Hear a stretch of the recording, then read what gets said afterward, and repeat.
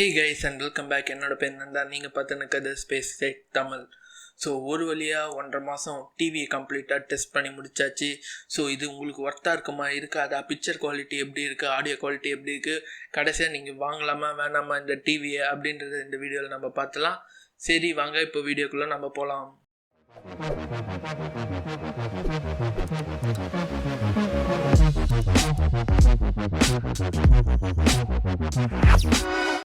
So இந்த video பார்த்தீங்கன்னா நான் 2 தடவை ஷூட் பண்ணிட்டு இருக்கேன். என்ன காரணம்னு சொல்லிட்டு பார்த்தீங்கன்னா ப்ரீவியஸாக நான் ஆடியோ குவாலிட்டி டெஸ்ட் பண்ணுறதுக்காக அதோட சில ஃபுட்டேஜ் எல்லாம் எடுத்து வச்சுருந்தேன் டிவிலேருந்து.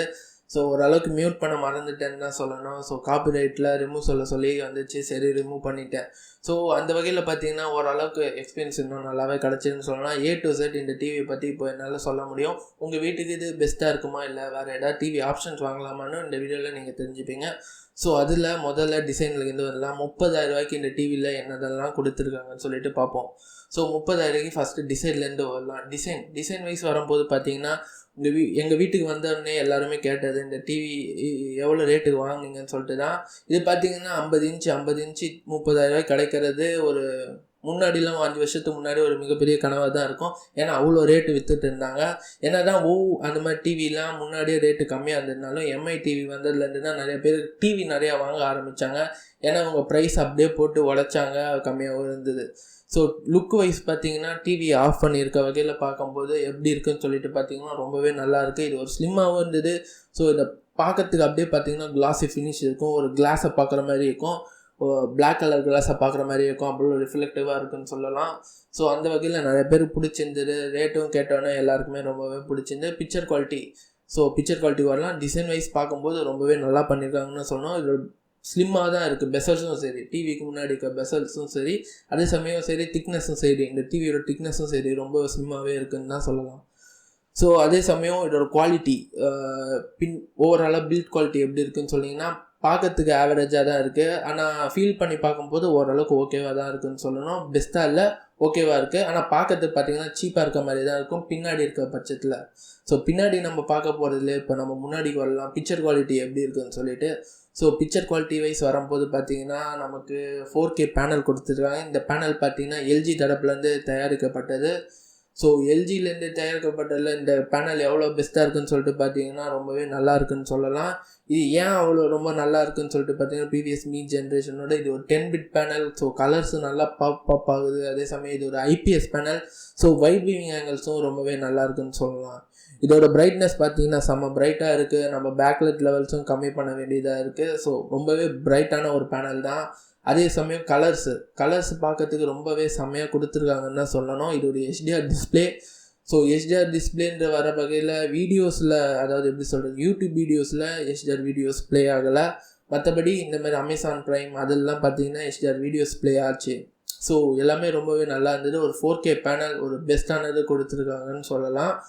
ஸோ அதே சமயம் இப்போ பார்த்தீங்கன்னா நம்ம ஆடியோக்கு வரலாம். ஆடியோ எப்படி இருக்குன்னு சொல்லிட்டு. ஸோ ஆடியோ பார்த்தீங்கன்னா நமக்கு கீழே 2 ஸ்பீக்கர்ஸ் கொடுத்துருக்காங்க ஸ்டீரியோ எஃபெக்ட்ஸுக்காக. கீழே 10+10 20 வாட் ஸ்பீக்கர் இருக்குது.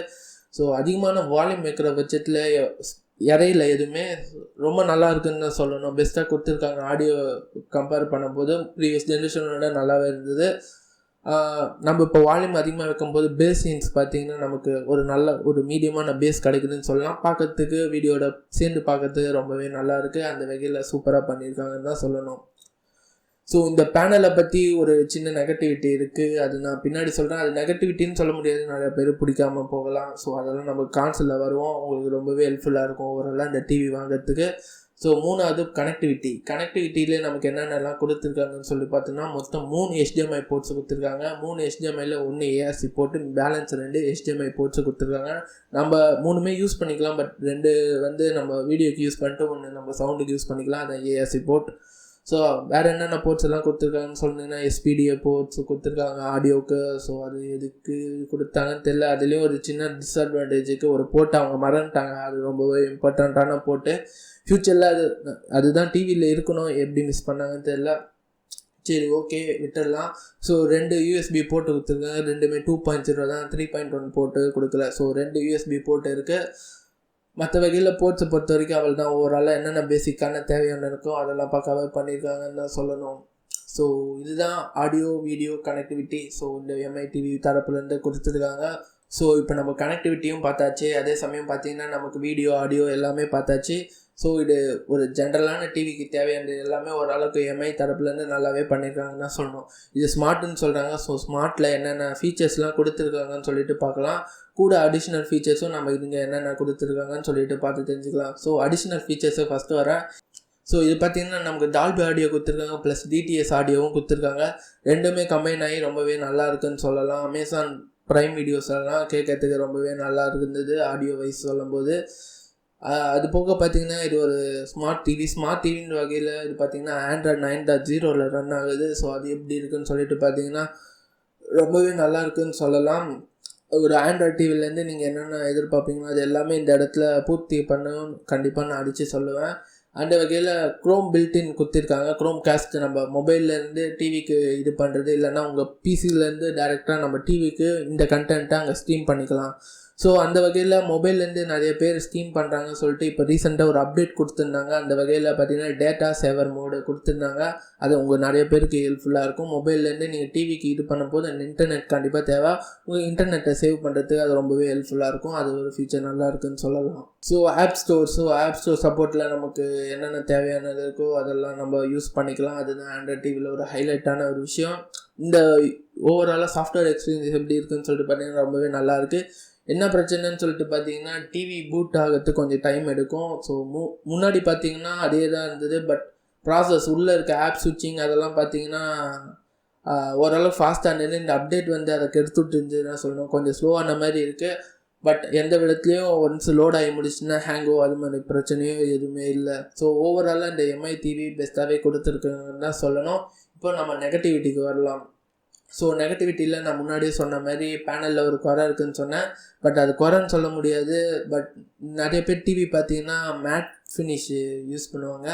ஸோ மேட் ஃபினிஷில் பார்த்தீங்கன்னா நமக்கு கிளார் பின்னாடி இருக்க கிளாரு, டிவியில் இருக்க கிளார், அதாவது உங்கள் சீலிங்ஸில் இருக்க லைட்ஸ் எல்லாம் பார்த்தீங்கன்னா ரிஃப்ளெக்ட் எதுவும் ஆகாது. அப்படியே டிசபேட் பண்ணி உங்களுக்கு கிளார் எதுவும் டிவியில் அடிக்காது. ஸோ இது மேட் ஃபினிஷ் கொடுத்துருக்கனால என்ன ஆகுன்னு சொல்லி பார்த்தீங்கன்னா ஸோ ஒரு சில நேரத்தில் பார்த்தீங்கன்னா ஒரு ரிஃப்ளெக்ட் ஆகும் டிவியிலேருந்து. உங்களால் பிக்சர் கிளியராக பார்க்க முடியாது. அந்தளவுக்கு மோசமாக இல்லை, ஏன்னா இது பிரைட்டாகவே இருக்குது. சப்போஸ் நீங்கள் டார்க் சீன்ஸ் வர நேரத்தில் பார்த்தீங்கன்னா மேலே இருக்க பல்பு உங்கள் டிவியில் தெரியும். ஸோ அது இங்கே நடந்ததுன்னு தான் சொல்லணும். அது ஒரு நெகட்டிவிட்டின்னு சொல்ல முடியாது. பட் டார்க் சீன்ஸில் நீங்கள் லைட் ஆஃப் பண்ணிட்டு பார்க்குறது ரொம்பவே பெஸ்ட்டாக இருக்கும். ஸோ ரெண்டாவது ஒரு போர்ட்டு மிஸ் பண்ணிட்டாங்கன்னு தான் சொல்லணும். அதுதான் இங்கே ஒரு நெகட்டிவிட்டியாக வந்திருக்கு. அது என்னன்னு சொல்லிட்டு பார்த்தீங்கன்னா நமக்கு ஆப்டிக் ஃபைபர் போட்டு விட்டாங்க. ஒரு சிங்கிள் கனெக்டில் நம்ம 5.1 ஸ்பீக்கரை கனெக்ட் பண்ணிட்டு அழகாக போயிட்டே இருக்கலாம். ஸோ எந்த விதமான இஷ்யூஸும் இல்லை. நம்ம PDIF போர்ட்டில் 4 போர்ட் இல்லை 3 போர்ட்டு கிட்ட வரும். 3மே கனெக்ட் பண்ணுற மாதிரி இருக்கும். அது மாதிரி போர்ட்ஸ் இப்போ கிடைக்குதான்னு தெரியல. மோஸ்ட்லி இருக்கும். இல்லாத பட்சத்தில் நம்ம தனியாக அடாப்டர் வாங்கி தான் அதை கனெக்ட் பண்ண வேண்டிய நிலமை வரும். அது ஒன்று ஏன் மிஸ் பண்ணாங்கன்னு தெரியல. இருந்துன்னா நல்லா இருந்திருக்கும். ஸோ மூணாவது நெகட்டிவிட்டி என்னன்னு சொல்லி பார்த்தீங்கன்னா ரிமோட்டில் அவங்க மியூட் பட்டனை மறந்துட்டாங்கன்னு தான் சொல்லணும். அது ரொம்ப இம்பார்ட்டண்ட்டான ஒரு விஷயம். அது எப்படி அவங்க மறந்தாங்கன்னு தெரியல. இப்போது அமேசான் கண்டென்ட்ஸ் அது மாதிரி ப்ரைம் வீடியோஸ் அது மாதிரி நெட்ஃப்ளிக்ஸ் வீடியோ அதெல்லாம் பார்த்துட்டு இருந்தீங்கன்னா நமக்கு மியூட் ஸ்விட்ச் இல்லை. ஸோ வால்யூம் பட்டனை நல்லா ரெடியூஸ் பண்ணிட்டா தான் நமக்கு மற்றவங்க யாராவது சொல்கிறது கேட்குறதா இருந்தால் சரி, ஃபோன் வந்திருந்தாலும் சரி, அந்த மாதிரி நேரத்தில் ரொம்ப கடுப்பாக இருந்ததுன்னு தான் சொல்லணும். அது உங்களுக்கு ரொம்பவே ஹெல்ப்ஃபுல்லாக இருக்கும்னு நினைக்கிறேன். நான் மென்ஷன் பண்ணுறது உங்கள் ரிமோட்டில் நமக்கு மியூட் ஃபீச்சர் தெரியாது. 4 பட்டன் தான் கொடுத்து வச்சுருக்காங்க. 4வது விஷயம், இந்த விஷயத்தை அவங்க எப்படி மறந்தாங்கன்னு தெரியல. ஒரு வேளை வேணும்னே ஸ்கிப் பண்ணாங்களா, என்ன காரணம்னு தெரியல. அப்ஸ்கேலர். ஸோ ஒரு டிவிக்கு ரொம்ப முக்கியமானது என்னன்னு பார்த்தீங்கன்னா 4K டிவிக்கு அப்ஸ்கேலர். ஸோ அது என்ன பண்ணுன்னு பார்த்தீங்கன்னா உங்களோட 1080p கண்டென்ட் எடுத்து 4Kக்கு அப்ஸ்கேல் பண்ணி கொடுக்கும். ஜென்ரலாக நார்மலாக இருக்க வீடியோவை எடுத்து உங்களுக்கு 4Kக்கு அதை கன்வெர்ட் பண்ணி கொடுக்கும். ஸோ பார்க்கறதுக்கு ரொம்பவே நல்லாயிருக்கும். ஸோ அப்ஸ்கேல் இல்லாததுனால என்ன ஆகும்னு சொல்லி பார்த்தீங்கன்னா உங்கள் கேபிள் டிவிலேருந்து வர வீடியோஸு வெறும் நார்மலான ஒரு ஃபுல் HD டிவியில் ப்ளே ஆகிற மாதிரி தான் ப்ளே ஆகும். ஆனால் இது ஒரு 4K டிவி. ஸோ இந்த இடத்துல உங்களுக்கு டிஃப்ரென்ஸ் நிறையவே தெரியும்.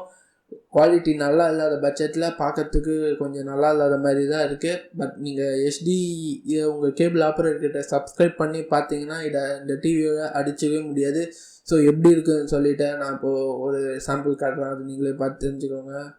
என்ன பண்ண போகிறாங்கன்னு தெரியல. யூடியூப்லேருந்து சரி நான் முடிஞ்ச வரைக்கும் அதை காட்டுறேன். ஸோ எப்படி இருக்குதுன்னு சொல்லிட்டு பாருங்கள். ஸோ இவ்வளோ தான் இந்த டிவியை பொறுத்த வரைக்கும். இப்போது நம்ம இந்த வீடியோட கன்க்ளூஷன் வரலாம். இந்த டிவி உங்கள் வீட்டுக்கு பெஸ்ட்டாக இருக்குமா? நான் டிவின்ற பட்ஜெட்டில் ரொம்ப நாள் நம்ம இதை யூஸ் பண்ண போகிறோம். ஃபோன் மாதிரி அடிக்கடி மாட்டின்னு இருக்க போகிறதில்ல. ஒன்ஸ் நம்ம வாங்கிட்ட யூஸ் பண்ண போகிறோம். அந்த வகையில் இதுக்கு நான் ஆன்சர் பண்ணுன்னா ஸ்ட்ரைட் ஃபார்வர்டாக எம்ஐ டிவி நானே இதான் ஃபஸ்ட் டைம் யூஸ் பண்ணுறேன். இது எவ்வளோ நாள் வரும்னு எனக்கு தெரியல. இது சாம்சங் டிவிலாம் இருந்தால் நான் தாராளமாக வாங்கிக்கோங்கன்னு சொல்லலாம். எம்ஐ டிவி 1 வருஷம் வாரண்ட்டி கொடுத்துருக்காங்க. ஸோ 2 மாதம் யூஸ் பண்ண வரைக்கும் எந்த விதமான ப்ராப்ளம்ஸும் இல்லை. உங்களுக்கு கம்மியான பட்ஜெட்டில் ஒரு பெஸ்ட்டான பேனல் வேணும் அப்படின்னு நினச்சிங்கன்னா எம்ஐ தரப்புலேருந்து எம்ஐ டிவி 4X 50 இன்ச்சு நான் உங்களுக்கு தாராளமாக சஜஷன் பண்ணுவேன். ஸோ அந்த வகையில் பார்த்தீங்கன்னா பிக்சர் குவாலிட்டி வைஸ் சரி, எவ்வளோ மதிப்பெண் நான் அது கொடுப்பேன்னு சொல்லி பார்த்தீங்கன்னா 10க்கு நான் 7.5 தருவேன். ஆடியோவுக்கு நான் 7.5 தருவேன். கனெக்டிவிட்டி போர்ட்ஸ் இந்த வகையில் வரும்போது 6.5 நான் தாராளமாக இது கொடுப்பேன்னு சொல்லணும். ஓவராலாக ப்ரைஸ் டு வேல்யூ ரேஷியோவுக்கு இந்த டிவி 8.5 தாராளமாக தரலாம்னு சொல்லலாம். ஓரளவுக்கு ரொம்பவே நல்லா பண்ணியிருக்காங்கன்னு தான் சொல்லணும். 30,000 ரூபாய்க்கு இவ்வளோ தந்திருப்பாங்கன்னு நான் எதிர்பார்க்கல. இந்த அளவுக்கு வீடியோ குவாலிட்டியும் சரி, ஆடியோ குவாலிட்டியும் சரி நான் கொஞ்சம் கூட எதிர்பார்க்கவே இல்லை. ஸோ டிஸ்பிளே வைஸ் எனக்கு பிடிக்கலன்னா நான் டேரெக்டாக பிடிக்கலன்னு சொல்லிட்டு நான் போயிட்டே இருப்பேன். பட் இந்த இடத்துல செம்மையான பேனல் யூஸ் பண்ணியிருக்காங்க. அதை நான் அங்கே கார்ட் கொடுத்துருக்கேன், ஆல்ரெடி கொடுத்துருப்பேன். ஸோ அதை நீங்கள் டெஸ்ட் பண்ணி பாருங்கள். நான் இன்ஸ்டாகிராம்லேயும் இன்னும் நிறைய வீடியோஸ் போடுறேன். ஸோ எப்படி இருக்குன்னு சொல்லிட்டு நீங்களே பார்த்து தெரிஞ்சுக்கோங்க. ரொம்ப ரொம்ப பெஸ்ட்டாகவே கொடுத்துருக்காங்கன்னு தான் சொல்லணும். இந்த வகையில் நமக்கு காம்படிட்டர்ஸ் யார் கொடுத்துருக்காங்கன்னு சொல்லிட்டு பார்த்தீங்கன்னா மோட்டரோலா தரப்புலேருந்து வந்தது. இப்போ புதுசாக நோக்கியா தரப்புலேருந்து டிவி வந்திருக்கு. பட் இதெல்லாம் கொஞ்சம் ரேட் ஜாஸ்தி. ஸோ அந்த வகையில் எம்ஐ டிவி பார்த்தீங்கன்னா உங்களுக்கு ஓவரால் பேக்கேஜாக பெஸ்ட்டாகவே இருக்குன்னு சொல்லலாம். இந்த டிவியை நான் தாராளமாக உங்களுக்கு சஜஸ்ட் பண்ணுவேன். ஒரு டிவி வாங்குறது உங்கள் ஃப்ரெண்ட்ஸ் யாராவது பார்த்துன்னு இருந்தாங்கன்னா இந்த வீடியோவை கண்டிப்பாக அவங்களுக்கு ஷேர் பண்ணி விடுங்க. நான் மீண்டும் இன்னொரு வீடியோவில் வந்து நான் உங்களை பார்க்குறேன். பாய்.